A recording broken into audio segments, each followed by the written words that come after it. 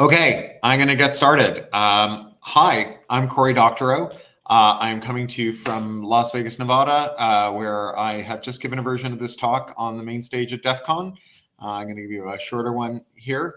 As you can tell from my video stream, I am old. I have 2 artificial hips. I have cataracts in both my eyes. And one of the things that happens when you're 50, right after the AARP tracks you down and gives you your membership card, they also give you a card that entitles you to complain that things used to be better. And I do think things used to be better. I think the internet used to be better when it wasn't just 5 giant websites filled with screenshots of text from the other 4. Moreover, I think there's a reason it got worse. And I think it has to do with really specific factors around platform economics. The platform is the endemic form of the internet. You remember when we thought the internet was going to disintermediate everything? It turns out that it did, and then it re-intermediated everything, because that's all a platform is. They're an intermediary with 2 groups of stakeholders. You've got business users on one side, you got end users on the other, and the platform sits between them. Whether that's Uber sitting between drivers and passengers, or Amazon sitting between sellers and buyers, or Google sitting between publishers and searchers. And under the platform model, there's a kind of common pathology. So what platforms do when they start out is they use their investors' capital to allocate surpluses to users, making life good for those users, luring them in, and then locking them in. Once those users are locked in, all of that surplus is clawed back, and it's allocated to business customers, advertisers, publishers, platform sellers, gig workers, creators, or performers, until all of those people are locked in too. And then finally, once both sides of this 2-sided market are locked in, the platform scoops up all the surplus for itself. And I have a somewhat notorious name for this that I coined. I call it enshittification. And it's the reason that things really are worse these days. So let me give you a quick case study in an enshittification kind of doom loop. Let's think about Facebook. Right? When Facebook started, when it really started, it was a service to non-consensually rate the fuckability of Harvard undergraduates.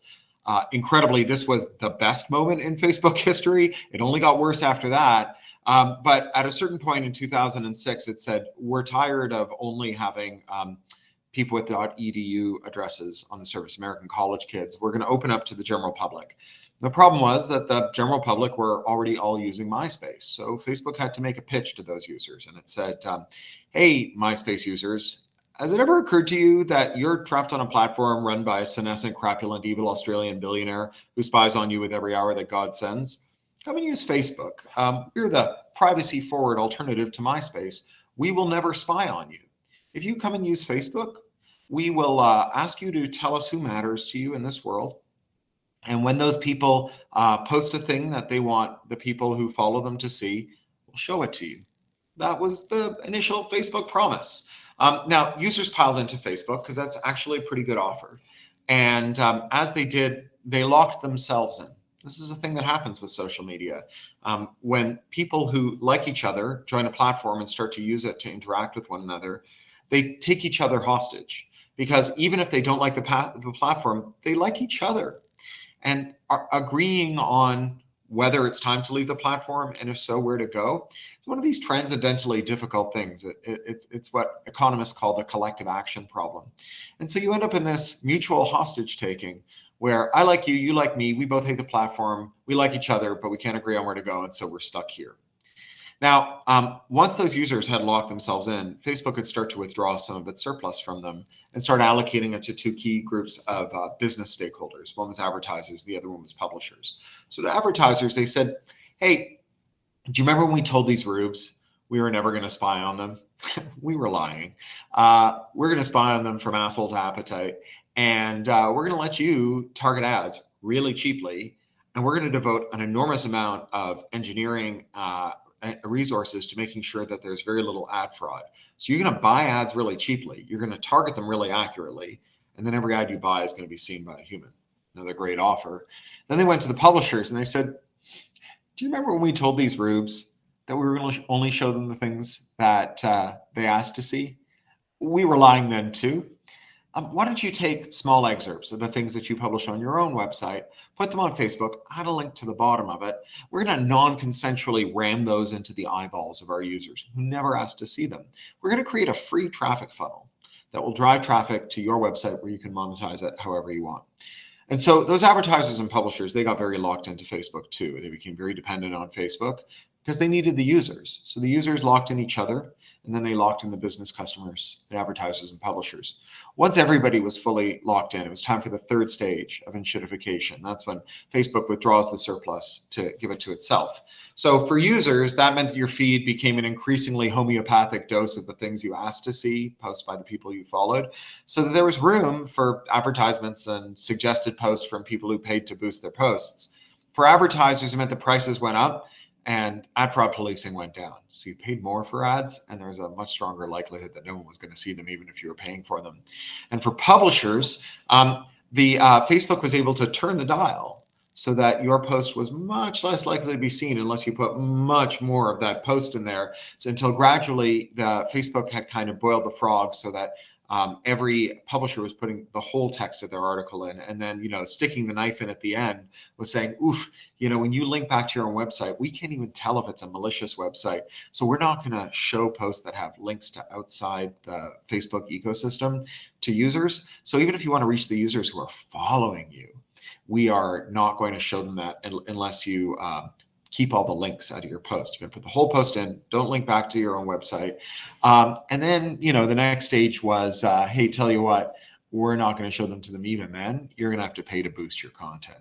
And so now we have like the perfect storm of enshittification. Facebook is withdrawing surpluses from end users, advertisers, publishers, and trying to leave just enough residual value that nobody leaves, but not 1 penny's worth more, because the rest of it is rightfully the property of their shareholders.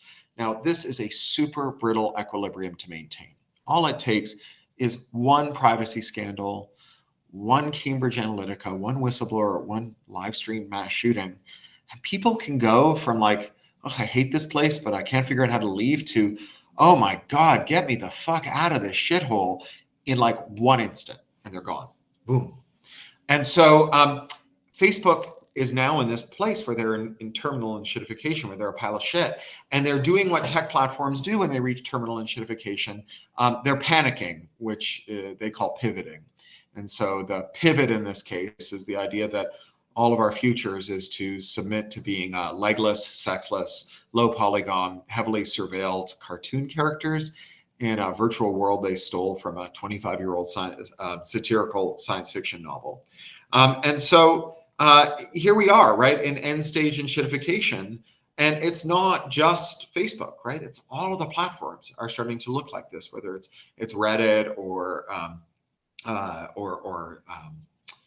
Twitch, Amazon. The first 5 screens on a search for Amazon are 50% ads. The whole first screen is ads. Many of them are ads for things that aren't the things you searched for. Amazon makes $31 billion a year selling ads. What they're really selling is payola. It's the right to have a product that isn't a match for the user's search, be at the top of the search results, which means that $31 billion of the value is being extracted from vendors who have to make it up somehow. They're either making it up by raising their prices or by lowering their quality. We don't really see it because Amazon has this monopoly position, and it is able to extract what's called the most favored nation deal from all of its sellers. That requires them to make sure that nobody sells their products more cheaply than they do on Amazon. And so Amazon is now taking 51% of their sellers' clearing price in fees of some kind or another, ad fees, stalking fees, just junk fees, basically.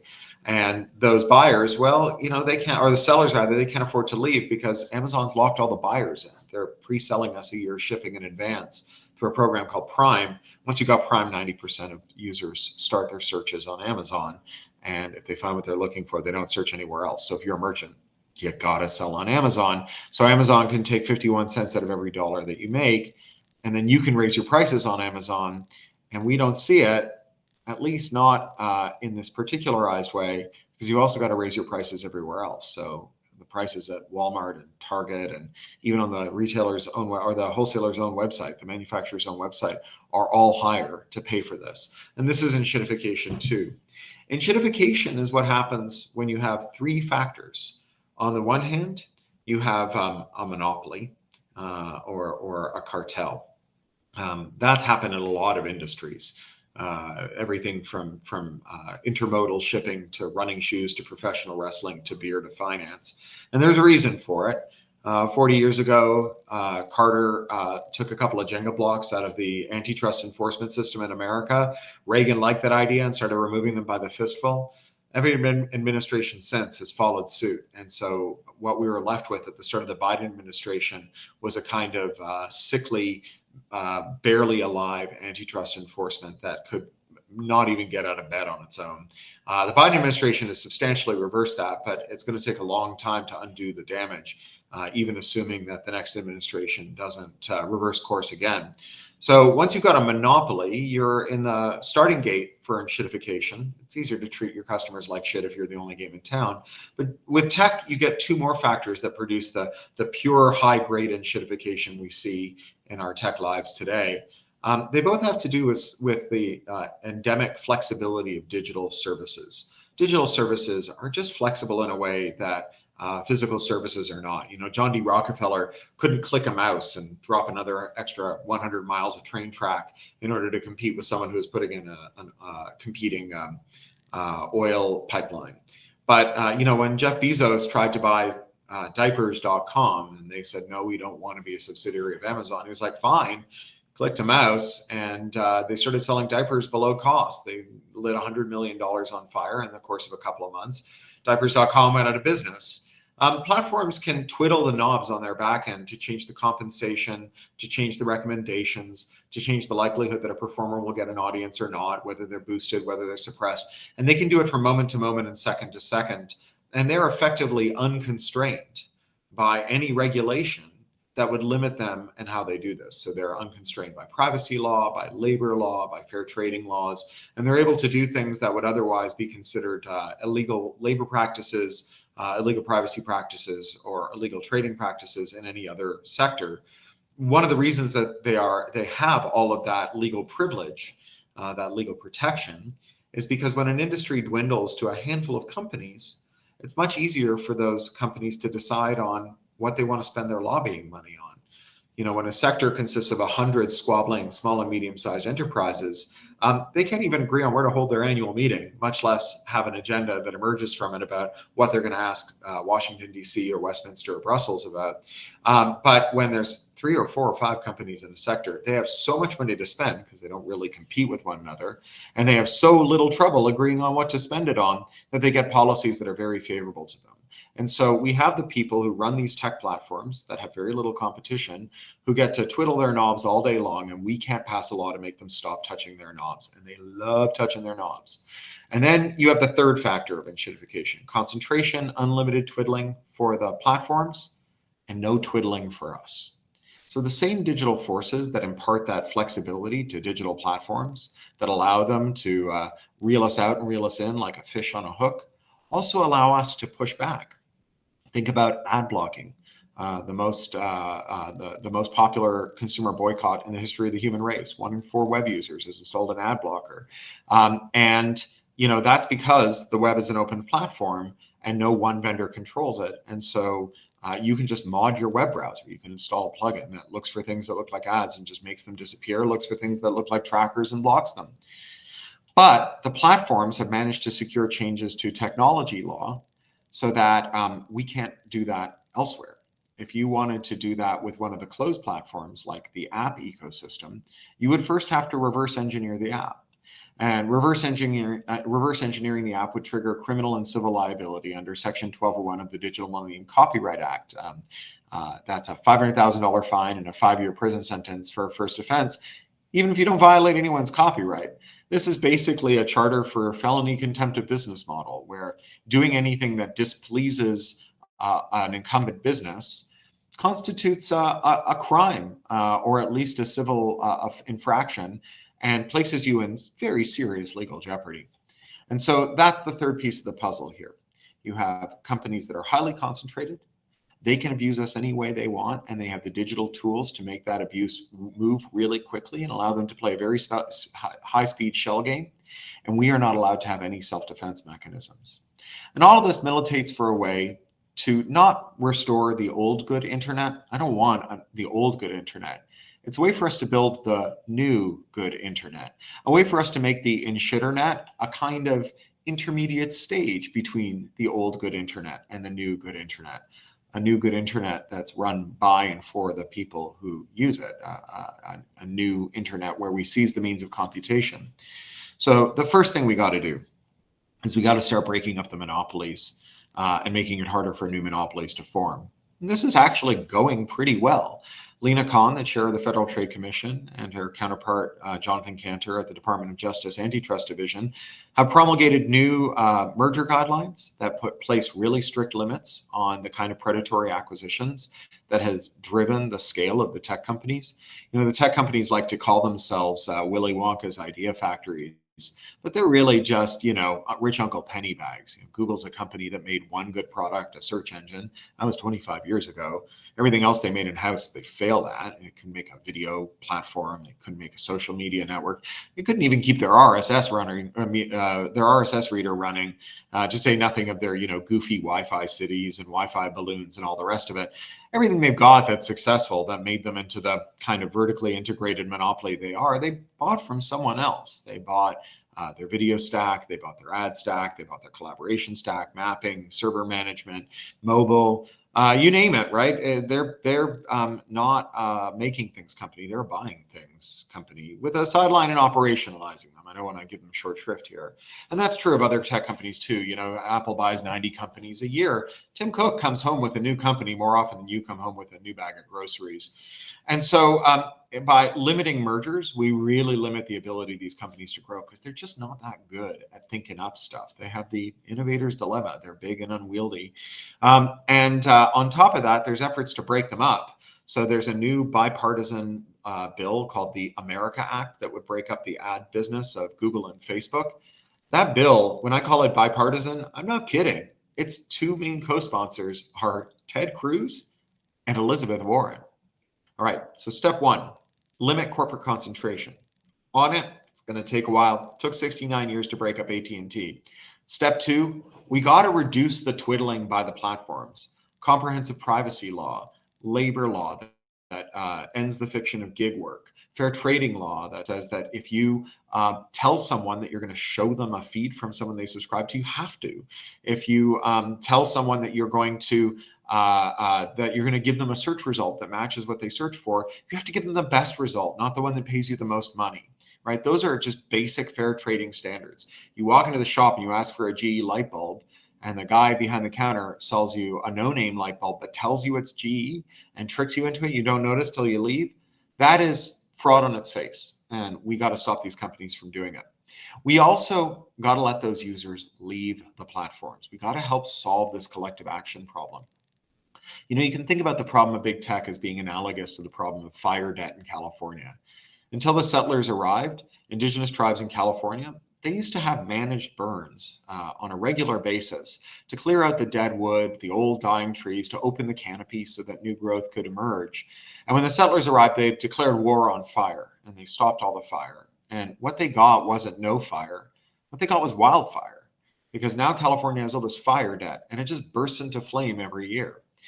We stopped the cycle of renewal that stopped tech companies from collapsing when they were no longer come up with cool ideas because they were too big, by letting them buy their rivals. And now we've got all this internet fire debt, and the big tech platforms are on fire. And just like in California, we need to stop trying to make the places at the urban wildlife interface safe and start evacuating those places so they can have the burn. We need to let the platforms burn too and evacuate the users so they can't get harmed. We do that with interoperability. On the one hand, we need to mandate that the platforms open up APIs so that Mastodon, Diaspora, even commercial startups like Blue Sky can open up a gateway so that you can leave Facebook or Twitter or any of the other big platforms, but stay in touch with the people you left behind. Remain in the communities, exchange messages and DMs, be part of the life of those communities from somewhere else, not subject to their domain. And in the European Union, the Digital Markets Act is going to force the biggest platforms to do that. But then we have to go to stage 3. We need to restore our twiddling. So we need to make it legal again to do reverse engineering, bots, and scraping. And the way that we re-permit that without creating a system in which it's a free-for-all where the next Cambridge Analytica can just go for it, is by, sorry, that's my plane tomorrow. I need to check in for it. Is by having those privacy laws, those labor laws, those fair trading laws, so that when people help users escape the platforms, they're not allowed to abuse those users in the way that the platforms were. We hold everyone to the same standard. Now, getting the restoration of those rights to modify the services that we use that have been so thoroughly whittled away over the last 40 years is going to be trickier. And I've got a lot of ideas about how to do this. I've got a book coming out on September the 5th called The Internet Con, How to Seize the Means of Computation. It gets into a lot of detail about this. But I'm running out of time, so I'll just say one idea for this. The federal government buys a lot of technology. And the federal government could say to tech companies, we won't buy your technology unless you make a binding covenant, a contract, not to legally aggress against people who reverse engineer your products for the purpose of adding interoperability. This is actually a really old idea in prudent public administration. When Lincoln was arming the Union Army, he refused to buy rifles except from gunsmiths who would use interoperable tooling and ammunition for some pretty obvious reasons, right? He didn't want his generals to have to say, sorry, boys, the war is canceled this week. The bullet factory decided not to make any bullets. He didn't want a single source supplier for critical materiel. The same prudent principle should apply to every car bought for a government motor pool, every server bought for a government data center. We should use the public purse to encourage this. So those are the three stages. Limit the monopolization of these companies. Limit their ability to attack us by changing the rules of the game as they're going along. And the Darth Vader MBA, you know, I've altered the deal, pray I don't alter it further. Restore our right to modify the services we use so that they serve us and not their shareholders. And make all of it safe by having publicly accountable rules about what is and isn't permissible by a platform, not rules that are dreamed up in boardrooms with shareholders first and users a distant last as the priorities for that. I think all of this has the potential to give us a much better internet. I think we all have a sense that it could be better, especially people who work in tech.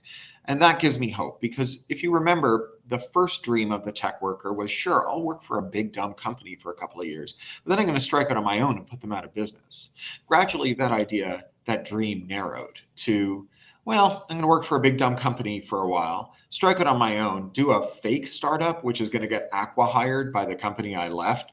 It's just like the world's least efficient way of getting a bonus. And then the third phase of this, the one that we is two back from the one we're living in now, was, well, I guess I got a job for life at a big dumb company, and there's free kombucha in the cafeteria, and I guess I get massages on Wednesdays. And now we're at like the final stage of how those platforms are treating their tech workers. And that's where it's like, I'm going to work for this company until they fire my ass. Like those 12,000 Googlers who got laid off 6 months after the company did a stock buyback that would have paid their salaries for the next 27 years. Nobody likes this arrangement except for an increasingly small contingent of shareholders. And those people, they can go fuck themselves. We need to seize the means of computation. We need to get back, not the old good internet, but the new good internet it could have been. Deliberate policy choices created the Enshittification that we're living in, and new policy choices, which are within our grasp, can give us a much better internet for our kids to inherit. Thank you very much.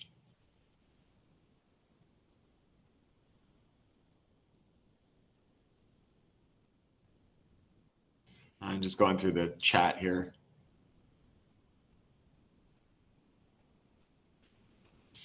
Yeah, let's see.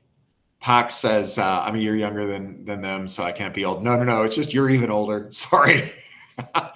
Well, thank you all. Some questions in the Q&A tab, I'm told. Let me see if I can locate that. Session, paid people, Q&A. Here we are. Thanks, show more. Yeah, so what do users do? This is from Tobias or Tobias. What do users do about enshittification? How can we slow it? Well, look, there's like limited stuff we can do as individuals. I don't want to snow you here. I think that, you know, there's been because of the kind of neoliberal emphasis on the individual, there's been like 40 years of kind of deliberate forgetting of the power of the collective in favor of the power of the individual. Think about the phrase vote with your wallet, which, you know, like organized boycotts can make a difference, right? I've read my MLK, but voting with your wallet has pretty limited utility. For one thing, it means the people who have the fattest wallets get to have the most votes. We know how that works out. That's what we're living in now. But collective action can make a really big difference. You know, I'm wearing my SAG-AFTRA shirt here today. And there are lots of ways to get involved in collective action. So in particular, Tobias is asking about web integrity environment, or web environment integrity, which is a terrible idea from Google, to allow web servers to decide which browsers they're going to permit by actually causing your computer to cough up information about it, even if you don't want it to.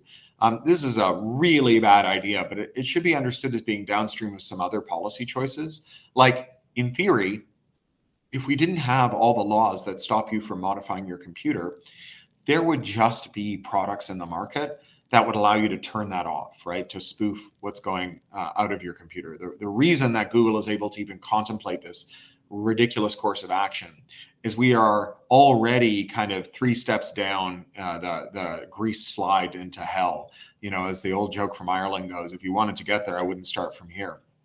So you gotta, you know, you may not be able to fight WEI individually, but what you can do is be part of a movement that's trying to make all of these things better. So tech workers, you know, there's tech workers unions forming and tech worker solidarity organizations forming all over. That makes a really big difference.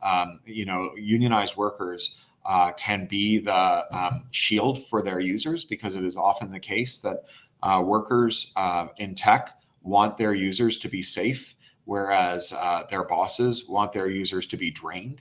And, you know, we saw this with the teacher strike in Los Angeles, where in 2019, their prime demands were not about salary or work treatment. It was about making sure that their students had green space, social workers, that ICE wasn't picking up their parents at the school gate, a bunch of things that were related to protecting the people they served. And that's one of the key roles that a union can play. In the case of legislation, and, you know, there is a lot of legislation around these days, you know, calling up your senator, calling up your lawmaker, and making sure that these get floor votes. You know, it was Chuck Schumer who prevented the vote on the Access Act, which would have forced interoperability on the platforms in the last session. You know, making sure that your senator, that your congresspeople know that this matters to you is, you know, a really big deal when there's legislation pending. So staying on top of this through joining organizations like the Electronic Frontier Foundation, where I've worked for 22 years, so that you can get alerts when this stuff is pending in your state or with your senator or federal representative. That's a really important thing to do, because there are these inflection points where just giving them a push can tip them right over. You know, I have this arch nemesis, a guy called Milton Friedman. He was basically the architect of neoliberalism, Ronald Reagan's court sorcerer. He's the author of Our Misery, but he wasn't dumb. And when people would say to him, Milton, how are you going to make your kooky ideas mainstream? He would say, look, there's always going to be a crisis. And in a time of crisis, ideas can move from the periphery to the center in an instant. And what we need to have are ideas lying around so that when the crisis strikes, it won't go to waste. So we need to promulgate these ideas lying around, because I'll tell you, we are lurching from crisis to crisis in tech, right? The one thing that we can be sure that we will not have in short supply in the coming years is crises. And so if we can socialize the ideas, make sure that people understand that we need to stop trying to fix the platforms by passing rules about, you know, how much moderation they have to do, or who they must carry or who they must not carry, or whatever. Just make it easier to leave the platforms, get out of the fire zone, stop trying to make the urban wildlife interface safe. It's not safe. It's going to be on fire forever. Then when the next crisis arises, there's just going to be more political will for making it happen. All right. What's stopping content creators who make a living from having a website on their own domain? The amount of work to FTP and HTML files seems very low. Well, that's true. The problem is that 90% of all the search is controlled by one company, and 2 or 3 companies control all the social media, which are the 2 ways that people find out about the stuff that you're doing. You can send email, but about 4 companies control all the email. And all of those services treat domains that they haven't seen as suspect, and they claim, well, they might be phishing domains, they might be crimeware, they might be porn, they might be spam, they might be malware. And so if it's, speaking as someone who runs his own mail server, it is unbelievably hard to reliably deliver mail to companies like AT&T, Yahoo, Google, Microsoft, and so on. They just periodically are like, yeah, we don't like this mail server. We're just not going to accept any more mail from it. I had like a 3-year period where I couldn't send or receive mail from AT&T. This is the same thing that happens with websites, right? You put up your own website and it's not on one of the major platforms, and Google just like super downranks it in the index. Social media is much less likely to recommend it or even show it to the people who do follow you. And so really, you have these choke points. And, I often hear from people who are like, well, why don't writers bypass publishers and Amazon and go independent? It's like, well, okay. So if you bypass your publisher, the one distributor that distributes to bookstores and the one chain of bookstores, they're not going to carry your work, right? Now, Amazon will carry your work, but if you're on Amazon you're exclusive to Amazon, you're not going to be anywhere else. And if you don't want to be on Amazon too, because they're super exploitative, well, then you're like in a position where no one can find your work. None of the retailers will carry your work. None of the distributors will distribute your work. You're basically screwed, right? And so like we're solving the wrong problem. There are a lot of platforms that are like, we'll help you print a book. We'll help you format an ebook. And all of this will help you escape the hegemony of the distributors, the publishers, and the one giant e-commerce retailer. And the thing that locks us in is not the difficulty of setting up a print file or converting a file to an EPUB. It's all the things to get that book into a reader's hand. It's the fact that like the App Store is going to take 30% out of everything you sell. And so if your gross margin is 20%, as is the case usually with, say, an audiobook, you're going to lose money on every sale that you make through the audiobook stores or through your own audiobook store on the platform. And so you're going to have to sell through Google Books or Apple Books. Otherwise, you lose money on every sale, and then they get to charge whatever they want. Let's see. And then Shirley says, what about Medium enshittification? It's a risk. I mean, the thing about enshittification is that it's not the result of particularly wicked or particularly smart or even particularly foolish tech leaders. Right? The people who started like DAC and AOL and Sun Microsystems weren't worse or better than the people who started Google or the people who started Apple or the people who started Microsoft. The difference is the way that we constrain them. Right? If AOL could have made competing with AOL illegal, they would have done it in a hot second. So, Medium faces all the dangers that everyone else faces, and there's lots of design choices that, while not abusive at the moment, could become abusive. Rewriting URLs so that they're captured by an analytics engine, for example. I understand that that's a way to catch spam, but it's also a way that kind of like gives you a thing that you can turn on that lets you do lots of other mischievous things. One of the best ways to avoid enshittification is to anticipate that in the future, you might have a lapse of judgment. You might allow a problem with your finances or pressure from an investor to tempt you into making a compromise that in the cold light of day, you don't think should be made. And there's a name that economists have for a way to avoid making these compromises. It's called a Ulysses Pact. And it's named after Ulysses, from Homer. Ulysses was a hacker. And when he and his sailors were sailing through the Sea of the Sirens, he wanted to violate protocol. So the normal protocol to avoid hearing the song of the sirens and being driven mad and jumping into the sea was to fill your ears with wax. But Ulysses, being a hacker, he wanted to hear the sirens. And so he's like, tell you what, sailors, tie me to the mast. And no matter what I say, don't release me. And I'm going to hear what no living person has heard, the song of the sirens. So Ulysses didn't say, I will have the willpower to resist the sirens. He said, I am strong enough to know that when the sirens sing, I will be too weak to resist them. And so I will use my strength in this moment to prevent my weakness in the future from tempting me into a course of action that I will later regret. We've all had a version of this, right? You go on a diet, throw away all your Oreos. You can make binding covenants to not Enshittify. So, for example, free and open source licenses, including the Creative Commons licenses, they're all irrevocable. You can't change your mind about them. You can't take things out of the commons once you put them in. And there's a reason for that. And it's that if you do a startup and your investors come along and they go, all right, hippie, we went along with this open source crap when we were funding you in the first place, but like time is money.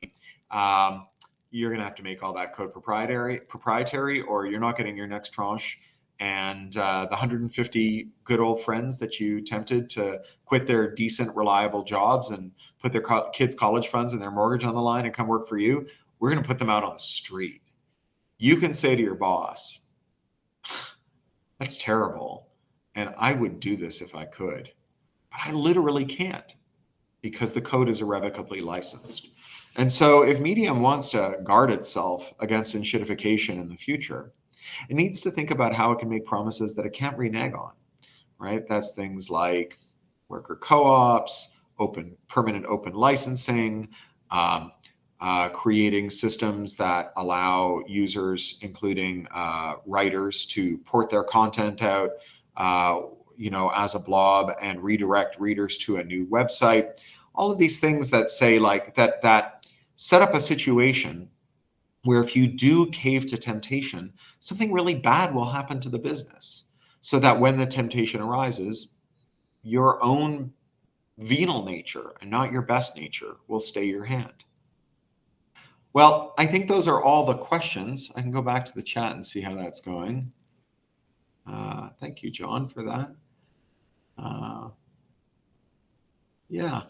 Well, I think that's it, right? We're at 4:37. I think that's what we said we were going to do. Someone come in the chat or wherever and let me know if that's right. Thank you all. Thanks for coming. Oh, thank you, Beth. Yeah, the ring is from a guy called Han Cholo, who sells at Comic-Con. I bet you can Google him. Oh, thank you, Jennifer. All right, guys, I'm going to dial off. I'm going to go do more DEF CON, see how badly my computer got hacked while I was connected to the hotel Wi-Fi. I'll see you later.